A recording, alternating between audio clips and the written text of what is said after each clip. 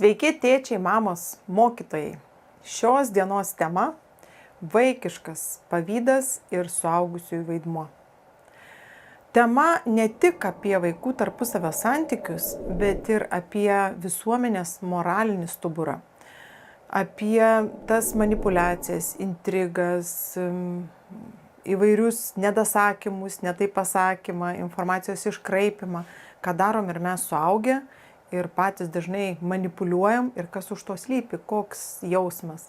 Ogi gal vienais atvejais neįsisavintas, neatpažintas pavydas, o kitais atvejais gal ir suprantam, atpažįstam, bet tie mūsų įpročiai tokie stiprus atsinešti iš vaikystės, kad labai sunku imtis kitokių pokyčių.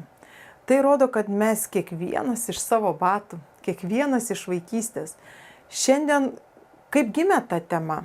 O tema gimė nuo to, kad su vaikais viename iš dienos centrų žaidėme krepšinį. Ir toks buvo smagus žaidimas, paskui mėtėm, baigę žaisti krepšinį, žaidėm, dar mes vaikystėje žaisdavom kiaušinį. Ir po manęs norėjo būti vienas berniukas, kuris galvojo, kad aš prastai mėtau ir kad aš nepataikysiu ir jis norėjo laimėti. O man kaip tyčia va taip ėmė ir pasisekė ir kelis kartus iš eilės aš pataikiau, o jis nepataikė. Ir jis buvo tas, kuris inicijavo šitą žaidimą ir mes taip smagiai pradėjom ir kaip ir viskas buvo gerai. Ir tada jisai sako, aš nebenoriu žaisti. Ir aš taip sakau, labai sunku pralaimėti. Ne, čia ne apie tai, aš nenoriu, man atsibodo, aš išeinu iš žaidimo. Nusakau, rask drąsos dar šiek tiek pažaisti. Ne, aš nežaidžiu. Ir jis nubėgo. Ir aš supratau, negalėjau jis pralaimėti ir kad pavydas, kad kiti laimi, buvo toks stiprus, kad jis atsisakė išeiti iš to žaidimo. Ir man ši situacija pamėtėjo toliau. Vadinasi, aš dabar galvosiu, kaip kurti kontekstus, kad padėti tam berniukui įveikti pavydą pozityviais būdais. Ir pažiūrėkit, kas nutinka. Kai pavydas būna toks stiprus, sunku būna jam atsispirti ir tu atsisakai smagaus žaidimo ir kažkur nueini vienas, būni kamputėj, stebi, ką kiti daro ir netenki to džiaugsmo, kurį tu galėtum išgyventi. Tai va ta akimirka mane pastumėjo į šios dienos pašnekės ir pokalbį. O mes taip pat jausmų kortelėse esam įdėję pavydo jausmą ir žaidžiant kortelėmis atpažink emocijas, jūs rasit šią kortelę ir rasit daug kitų kortelių, kurios gali padėti tiek jum, tiek suaugusiem, tiek vaikam įvardinti savo jausmus ir įvardinti veiksmus, kokių mes imamės, kai pajaučiam pavydą. Ir vienu atveju gali būti va tokie dūmai iš ausų rūkti, žandai būti raudoni ir mes galim gintis, nes tai yra ta emocija, kurią mes slepiam nuo kitų, kurios nenorim parodyti. Ir dažnu atveju, jeigu mes neįvardinam, mums dar vaikystėje neatsirado tokių žmonių, kurie galėjo parodyti, kaip tai išreikšti.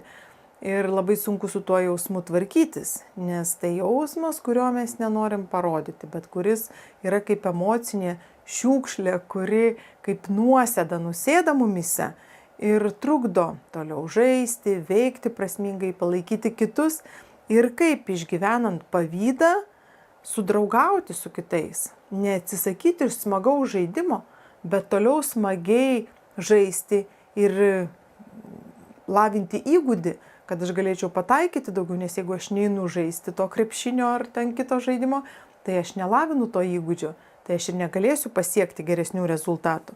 Vadinasi, tai yra neproduktyvu. Tas įprotis pavydo raiškos vaikystėje suaugusio žmogaus gyvenime pereina ir apsunkina, trukdo pasijusti laimingu.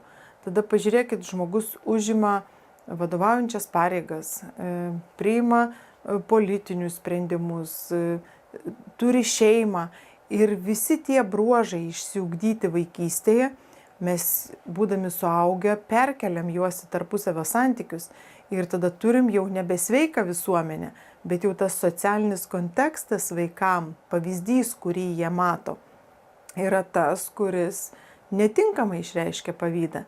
Tai čia klaustukas mum, suaugusiem, ar mes esam tinkamais pavyzdžiais vaikam iš kurių jie gali pasisemti drąsos ir tas pavydo nuoskaudas, emocinės šiukšlės, kurios viduje kaupėsi, nukreipti pozityvia linkme į kūrybą arba į tų įgūdžių, kurių aš neturiu lavinimą. Ar mes tą patį darom? Ar mes sugebam kolegai paspausti ranką, jeigu jis padaro geresnį pranešimą, jeigu jis atranda kažkokią įdomią įžvalgą, jeigu jis padaro tinkamą veiksmą, yra geras žmogus ir kažkam ištiesia pagalbos ranką. Ar mes padrąsinam, ar palaikom, ar mūsų vaikai mato tokius pavyzdžius, ką reikia daryti, kai tu esi apimtas stipraus pavydo. Dar anksčiau turėjau tokią situaciją kitame vaikų dienos centre, kur vaikai šiek tiek didesni, žaidėm futbolą ir buvo netikėta situacija. Atėjo mokytoja ir draugam, kurie jau seniai pažįstami, pranešė, kad 2 iš jų, nors visi dalyvavo konkurse, 2 iš jų laimėjo ir laimėjo piniginius prizus. Ir jiem buvo įteikti tie piniginiai prizai. Ir kai ta mokytoja, organizatorė to konkurso išėjo, aš turėjau galimybę stebėti tokį procesą. Prieš sužinant šią naujieną, vaikai gražiai žaidė, draugiškai, pati situacija nepasikeitė. Tik vaikai sužinojo, kad 2 iš jų laimėjo prizą. Ir jie atstūmė tuos 2 vaikus. Ir prasidėjo tokios patyčios. Mes jūsų nepriimsim. Jūs dabar reikit išleisti savo pinigų, kad būkit vieni, nežaisit toliau futbolo. Ir aš stebiu ir žiūriu ir galvoju, vat šalia tų vaikų mums klaustukas, kaip parodyti jiem ir kaip padrąsinti, kad jie pasveikintų ir vietoj to, kad pasveikintų ir toliau žaistų žaidimą, pasidžiaugtų kito sėkme ir suremtų pečiais ir toliau kurtų, dalyvautų kituose konkursuose, tai jie pradėjo pyktis, susipyko. Ir tie 2 vaikai atsidūrė atskirtyje. Ir tada mes kalbėjom apie tai buvo ilgi pokalbiai. Ir dabar toliau kuriu kontekstus, kaip padėti vaikam įveikti pavydą ir pasveikinti, pasidžiaugti kitų sėkme. Toj situacijoje įvyko taip, kad jie atsiribojo, o kita grupė vaikų juos atribojo. Ir man ta situacija parodė, kad vaikai stokoja įgūdžių, kaip išreikšti pavydą. Ir pasižiūrėjus į mus, į suaugusiuosius, ar mes visada tinkamai išreiškiam pavydą, ar nukreipiam, jeigu norim pasiekti tam tikrų pasiekimų, kurių pasiekė mūsų kolega, tai mūsų tas pavydas gali transformuotis į tinkamą kryptį, į savikūrą, į tam tikrų įgūdžių ugdymą. Tada mes per dieną ne 10 minučių skiriam tam tikrai analizei ar darbui, bet pusvalandį tam, kad išlavintumėm savo įgūdžius. Ir toliau draugaujam, tariamės, ieškom kartu. O dabar kas nutinka? Kad vaikai paaukoja žaidimą, nesusitvarko su savo stipriomis emocijomis. Ir tie veiksmai, vedami pavydo, jie yra neproduktyvūs, neduoda tokio rezultato. Mes galvojam apie tą situaciją, ją analizuojam, kuria vaikai keršto planus, kalba negražius žodžius. Ir tai tampa tarsi mūsų galvose emocinėmis šiukšlėmis. Ir kai galva užimta tomis mintimis, vaikai negali užsiimti kūrybą. Todėl mūsų suaugusiųjų pareiga padėti jiem padėti įrankius, kaip išvalyti tas emocinės šiukšlės, kad atsirastų vietos kūrybai. Tik geruose santykiuose ir pirmiausia su savimi esantis vaikas gali užsiimti kūrybinių procesų. O tos konkurencijos yra labai daug ir mes suaugę stumiam vaikus į konkurencinius santykius. Visi konkursai, būti pačiu geriausiu. Ir jeigu dar tėveliai šeimose pasidžiaugia ir pasako, koks tu šaunus tik tada, kai vaikas gauna 10, o gal jam 10 gauti iš tam tikrų dalykų yra labai sunku ir tai vyksta vieną kartą per pusę metų, tai jis pastebimas yra tik per pusmetį vieną kartą. O visais kitais atvejais jam yra sakoma, va klasės draugai tai gavo 10, o tu tik 8. Kiti padarė geresnius darbus, užėmė 1 vietas, o tu likai 2 ar 3. Tai tas skatina vaikus, skatina jų pažangą per konkurencingus santykius. Bet tai nepadeda jiems sugyventi kartu. neparodo, kaip jeigu kitas laimėjo, tu nueini ir paspaudi jam ranką. Kitą kartą, kai tu laimėsi, tau draugai paspaus. Ir tada mes kuriam tokį socialinį kontekstą ir kartu sveiką ateities visuomenę. Jeigu vaikystėje žmonės išmoksta susitvarkyti su pavydu ir jį nukreipti tinkamą linkme, tai mes turėsim sveiką visuomenę. Žmonės vieni kitiem ties pagalbos rankas, bet nekaišios pagalius išpėkius. Ir tada, kai įkiša pagalį išpėkius, tas dviratis nugriūva ir turim daug sulaužytų dviračių. Ši žinutė, aš manau, pasieks mus suaugusiuosius ir paskatins pamastyti pirmiausia apie tai, kokie mes esam pavyzdžiai vaikam, kaip mes patys tvarkome su savo pavydu. Ar ten, pavyzdžiui, turėjau situaciją, vyras padovanojo žmonai naują mašiną, jinai džiaugiasi 2 dienas. O antrą dieną, kai kitas kaimynas savo žmonai padovanojo didesnę, gražesnę mašiną, tai jinai jau buvo nelaiminga, nes kaimynė turi geresnę mašiną. Tai vietoj to, kad pasidžiaugti, toliau žmona kažkaip ūdijo ir visaip kaip priekaištavo vyrui, kad jis jai padovanojo mažesnę mašiną negu kaimynas kaimyniai. Ir vaikai yra tame emocinėme fone, jie visą tai girdi. Ir juos automatiškai tada mes kreipiam, kad tu konkuruok su kitais, o ne rinkis mašiną, kuri tau patogi, kurios tau reikia, kuri tave džiugina, miela, kuri spalva tau patinka, kokio tau ten reikia dizaino, kad tau būtų patogu, bet ne todėl, kad būtų prabangesnė, didesnė už kaimyną. Ir jeigu mes tik taip mąstysim, tai pasmerkiam save ir kartu vaikus nelaimingam gyvenimui, nes visada šalia mūsų tam tikrose srityse bus žmonės, kurie geriau daro tam tikrus dalykus. Ir jeigu mes nuolat visose srityse konkuruosim ir norėsim būti patys pačiausi, tai visada būsim nelaimingais. Vaikų auklėjimas pavyzdžių ir kartu parodimas jiem vaikystėje, kaip kryptingai tvarkyti su pavydu, ką daryti ir kaip tą pavydą nukreipti, kad jeigu ir aš noriu pasiekti tokių rezultatų, vadinasi, turiu daugiau dirbti, daugiau knygų skaityti, jeigu noriu krepšinį gerai žaisti, tai turiu daugiau laiko tam skirti ir ugdytis įgūdį. Ir tada aš pasieksiu irgi tokių rezultatų. Pavydas gali būti motyvas veikti tikslingai, arba gali būti galvoje vis suku tą mintį, kaip čia padaryti, kad kitam būtų blogiau ir kad kitam nepasisektų. Bet negalvoju, kaip čia mes abu kartu galėtumėm sukurti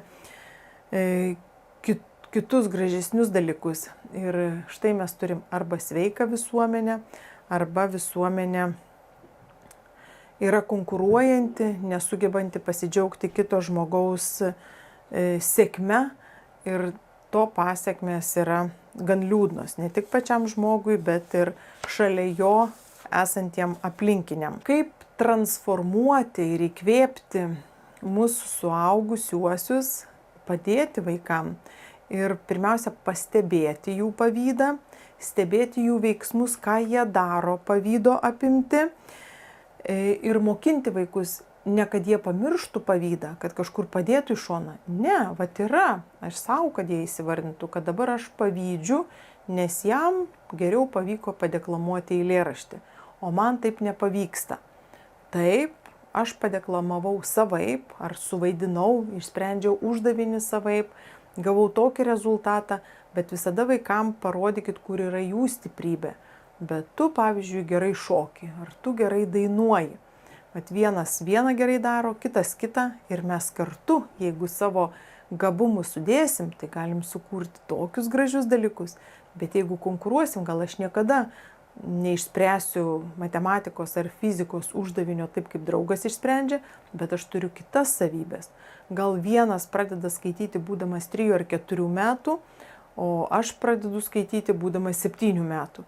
Ir jeigu tėveliai nežiūri ir nelygina mane su kitais, aš pradėsiu skaityti savo tempu. Bet per tą laiką aš lavinsiu savo įgūdžius ten, kur aš esu stipri. Ir vietoj, kai išgirstat vaikų, kodėl jam daugiau, o kitam mažiau, visa tai veda į tokį savidestrukcija ir tai užima galvą mintys, kurios savižalojimą veda ir tiesiog užkerta kelią į savo kūrybinį procesą, nes galvoje dviejų minčių nebūna. Jeigu aš galvoju ir visą energiją nukreipiu, kurdamas keršto planus, kaip nepriimti draugo į žaidimą arba kaip pačiam iš jo pasišalinti, tai aš negalvoju, kaip čia man dabar išgyventi ir kaip mėtyti ir lavinti toliau įgūdį. Jeigu aš toliau žaisiu, gal dabar ir pralaimėsiu, bet kiek aš išlavinsiu įgūdį. Ir jeigu dabar draugam pasisekė, jie užėmė, laimėjo tą prizą, tai kitą kartą aš galėsiu irgi pasisemti idėjų, daugiau skirti tam laiko, jeigu man tai yra svarbu, ir aš galėsiu laimėti. Suaugusiųjų atsakomybė. Aš manau, kiekvienos šeimos, pirmiausia, tėčio ir mamos, yra pareiga padėti vaikam atpažinti pavydą ir parodyti, kaip vaikams su tuo pavydu tvarkytis. Tai padeda kasdieniniai ritualai, taip pat vaikų pastebėjimas, kur yra jų stiprybės ir pagalba jiem, kaip tvarkyti su pavydu. Taip, va dabar jis parašė geriau rašinėlį. Tai tu, tikiuosi, kitą kartą rasi jėgų ir drąsos nueiti draugui apie tai ir pasakyti, kad vat tos tavo mintis labai stiprios.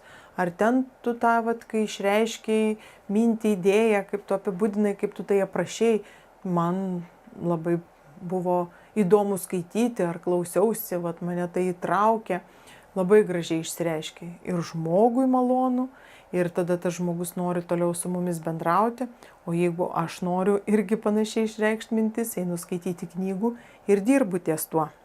Tėveliai gali pamatyti, kaip pasireiškia vaikų pavydas šeimoje, o mokytojai gali pamatyti, kaip klasėje pasireiškia vaikų pavydas.